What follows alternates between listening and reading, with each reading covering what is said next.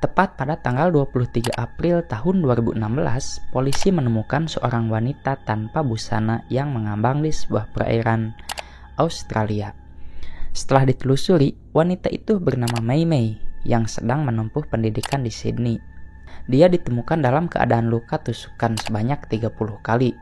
Dan lebih mengerikan lagi, polisi menemukan USB drive yang berisi video mengerikan yang menunjukkan Mei Mei disiksa dan diserang secara seksual. Apa yang terjadi kepada Mei Mei sehingga seseorang bisa melakukan hal yang sangat sadis kepada Mei Mei?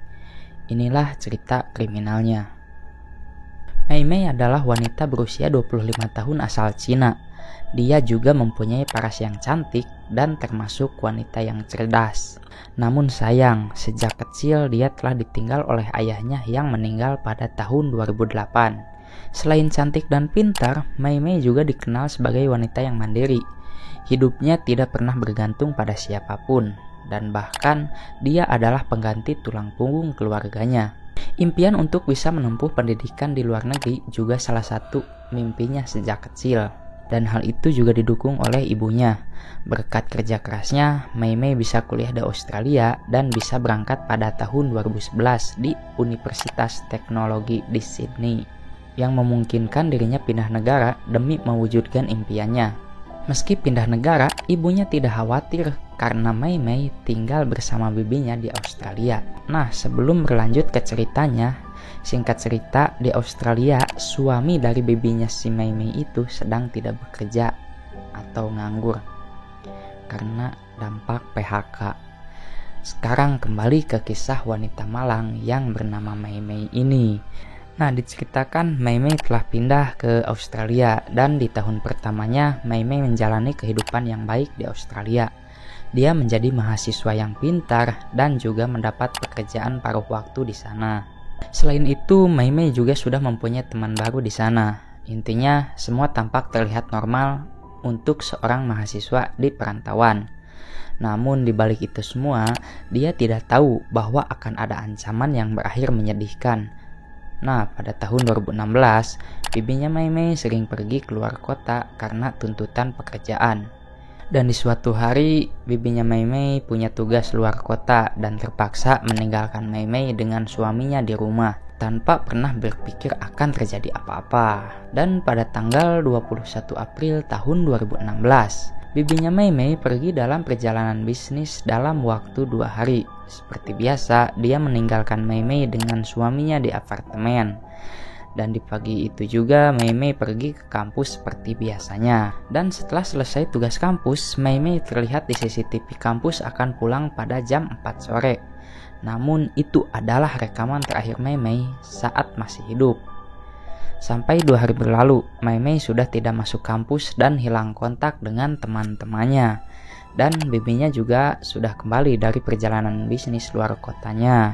Bibinya juga terkejut, ternyata Mei Mei sudah hilang selama 2 hari. Bibi Mei Mei juga mencoba menelponnya dan teleponnya juga tidak aktif.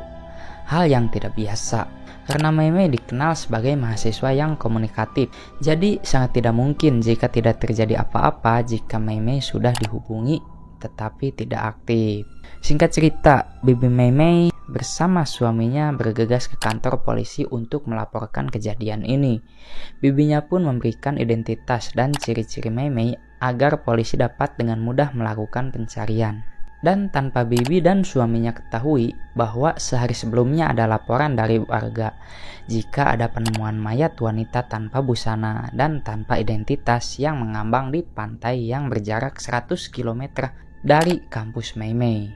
Setelah ditelusuri, ternyata itu adalah mayat Mei Mei.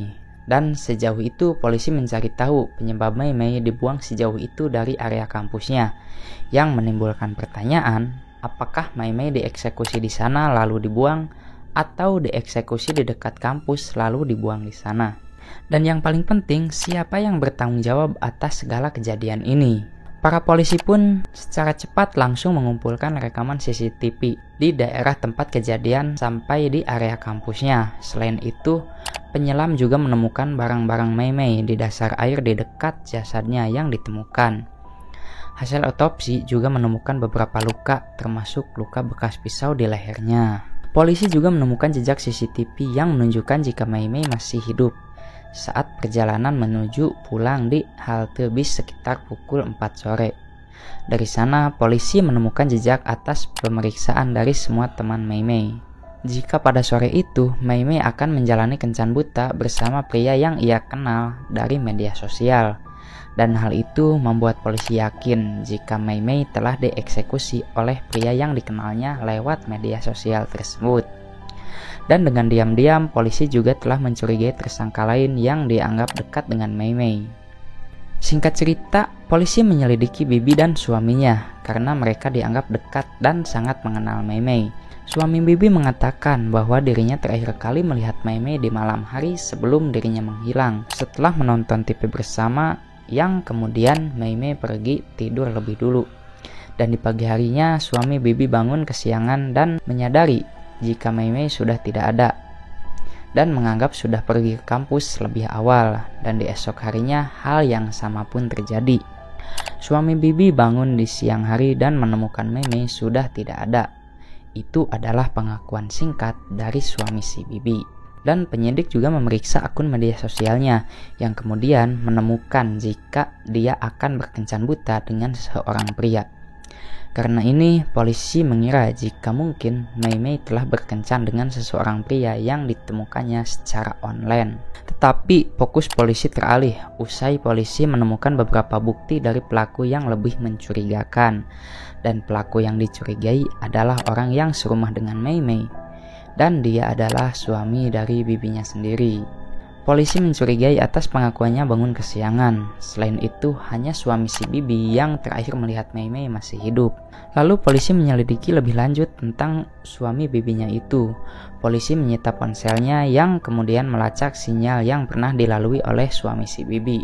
Dan benar saja, beberapa hari yang lalu sinyalnya menunjukkan jika suami si Bibi sempat berada di area pantai tempat ditemukannya mayat Mei Mei. Dan hal itu bertentangan dengan pengakuannya jika dia tidak pergi kemana-mana dalam beberapa hari terakhir. Dan polisi kemudian menyelidiki lebih dalam dengan ponselnya dan memberikan ponselnya kepada ahli agar bisa menemukan folder yang telah terhapus. Dan setelah file-file yang terhapus di ponsel suami Bibi kembali, hal yang membuat semua orang terkejut terjadi. Ternyata suami si Bibi tidak hanya terlibat dalam penghilangan nyawa Mei Mei. Bahkan suami si Bibi sudah memiliki minat yang bejat kepada Mei Mei. Dia sering mengintip dan merekam saat Mei Mei sedang mandi. Seperti diketahui bahwa saat Mei Mei sampai rumah pada sore itu, dia terus fokus pada ponselnya dan terus berkirim pesan dengan teman-temannya sampai tengah malam.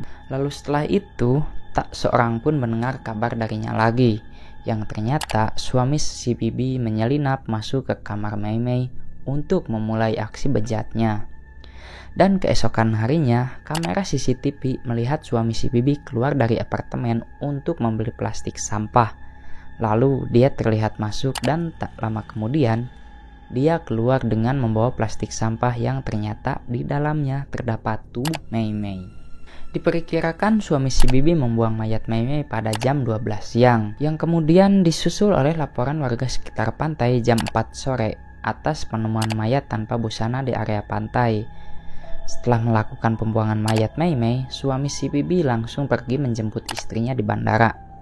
Atas perbuatannya, suami si Bibi terkena pasal berlapis, yaitu kekerasan, perekaman video ilegal, penyekapan, dan penghilangan nyawa seseorang. Dan atas perbuatannya, suami si Bibi dihukum dengan hukuman seumur hidup. Itu adalah cerita penemuan mayat di pantai Australia. Dan jika kalian suka dengan videonya, jangan lupa like, komen, dan subscribe.